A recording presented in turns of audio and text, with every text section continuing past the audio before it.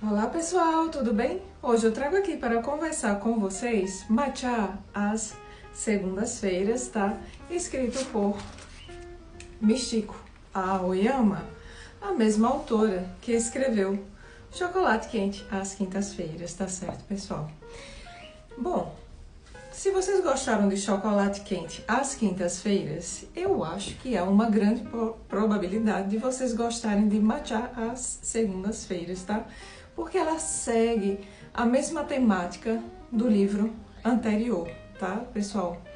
A mesma forma de narrar, várias histórias diferentes, como todos os personagens estão todos interligados, como se não existisse, né, coincidências, né, fulano que conhece ciclano, que conhece beltrano, e assim vai, tá certo, pessoal? Matcha às segundas-feiras acontece no mesmo café Marble, tá? Traz muitos aspectos da cultura japonesa, como as belas flores de cerejeiras, na margem de um rio, existe o tal café, tá? Que teria que estar fechado nas segundas-feiras, porém o mestre, que é um personagem do livro anterior, decidiu abrir nas segundas-feiras agora, servindo matcha. Pois bem, aqui a autora vai dividir os capítulos pelos meses do ano. Janeiro, fevereiro, março, abril, maio, junho e assim sucessivamente, tá certo, pessoal? No mês de janeiro tem uma história muito interessante de uma garota de 26 anos que ela optou por trabalhar mais dias na empresa para deixar que seus colegas que fossem casados, para que eles tivessem mais tempo de ficar com a sua família em casa. E ela acordou achando que era um dia de ir trabalhar, na verdade era o dia de folga dela. E uma série de coisas azaradas, teoricamente, estariam acontecendo na vida dela até que ela entrou no café matcha e sua sorte virou, tá certo, pessoal? Veja a sutileza e a empatia da garota, né? Ela trabalhava um pouco mais pensando nos seus colegas, tá? No mês de dezembro, no capítulo referente ao mês de dezembro, vocês vão entender o porquê a sorte dela virou, tá?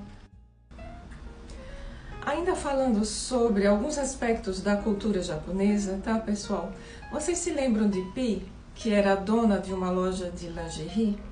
Pois é, assim como em Chocolate Quente às quintas-feiras tudo tinha dois lados, aqui também vai ter uma história em que tudo tem dois lados, tá? Pi era uma iniciante, ela havia terminado de lançar a sua loja de lingerie quando duas supostas clientes entraram, viram uma peça branca, uma lingerie branca, muito delicada, confeccionada à mão, com um simples bordado, porém com um tecido finíssimo. Essas duas supostas clientes desdenharam da peça e deixaram Pi um pouco triste. Pi, por se sentir um pouco envergonhada e insegura, engavetou a peça e nunca mais mostrou essa peça para ninguém, mostrando apenas peças mais coloridas e exuberantes, peças que seguiam algumas tendências do momento. Até que, alguns anos depois, entrou uma garota e conversa vai, conversa vem. A garota disse que há alguns anos atrás ela não tinha condições financeiras de comprar nada na loja de Pi, mas que ela tinha se encantado por uma lingerie branca que ela tinha visto, mas que ela não poderia, né? Não tinha o dinheiro para comprar naquele momento. Pi se lembrou da peça, foi buscar na gaveta, a garota provou, ficou encantadíssima e acabou por levar a peça. Super sorridente e feliz, né? Nossa, como o destino guardou esta peça para mim. Então veja, nós vivemos em um mundo com diversos níveis de consciência, tá, pessoal? Às vezes o que é feio para um é belo para outro. E que conceito mais mensurável esse do que é feio, do que é bonito, tá, pessoal?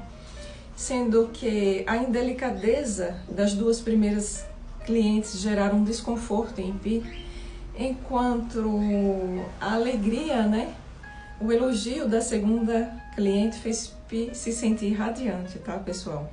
Isso mostra como tudo tem dois lados. Falando ainda de alguns aspectos da cultura japonesa, aqui, em um outro capítulo, vai falar sobre a história de um marido que entrou na loja de Pi procurando um presente sutil e delicado para sua esposa, tá? Mas ao entrar na loja de Pi, ele se depara com ela assustada por conta de uma aranha. E ele tem a delicadeza de pegar uma sacola plástica, envolver a aranha, pegar este inseto e devolver até a natureza, tá? Que já é uma característica de alguns japoneses, né? Acho que isso vem do budismo, né? De não fazer mal a nenhum ser vivo, a nenhuma criatura viva, tá, pessoal? E aí já vem contando a história dele, da esposa dele, que ele não conseguia exprimir com palavras o quanto a amava. E a esposa havia sentido falta de uma carta, ele comprou um presente para ela e escreveu uma nova carta, enfim, tá? Mais uma sutileza narrada aqui neste livro. Também temos um capítulo com a ótica, né, de um gato, a narração de um gato, tá, pessoal? Que também foi bem interessante, né? Nós sabemos que o gato também é muito comum na cultura japonesa, tá? Temos um capítulo também muito interessante que fala sobre duas amigas, né, que marcaram para se encontrar em uma sauna japonesa e uma delas estava triste por um acontecido, tá?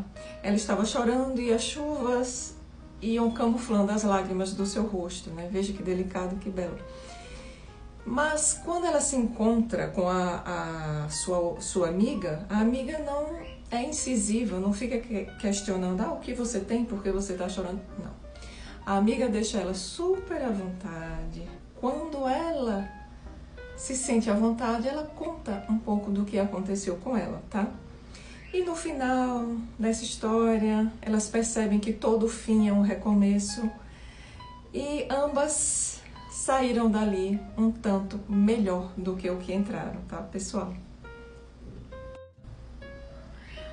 Aqui também fala de uma história interessante de um jovem, tá? Que ele estava se sentindo um pouco excluído por alguns colegas da faculdade. E aí um amigo exótico dele, que tem o hábito de carregar um balde, coloca ele do outro lado do rio, e aí ele começa a ver as coisas de outro ângulo. Não só a posição física do outro ângulo, mas conversa vai, conversa vem, ele começa a enxergar as coisas por um outro ângulo, tá, pessoal?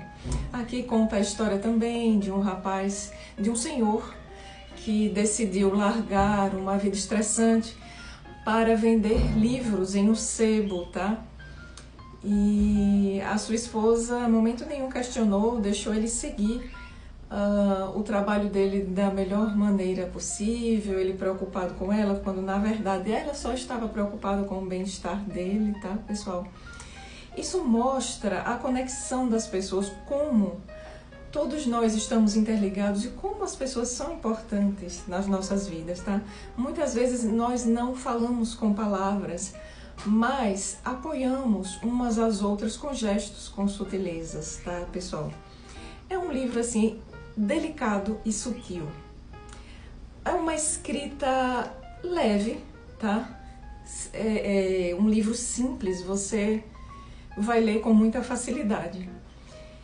Para vocês que ficaram até aqui, a minha gratidão por ter assistido este vídeo, tá? Espero que vocês leiam Matcha às Segundas-Feiras e se encantem, assim como eu me encantei, tá, pessoal? Eu devo dizer a vocês que esta autora tem sido uma das minhas favoritas em ficções de cura. É a minha sugestão para você, tá bom? Um grande abraço. Até o próximo vídeo. Tchau, tchau!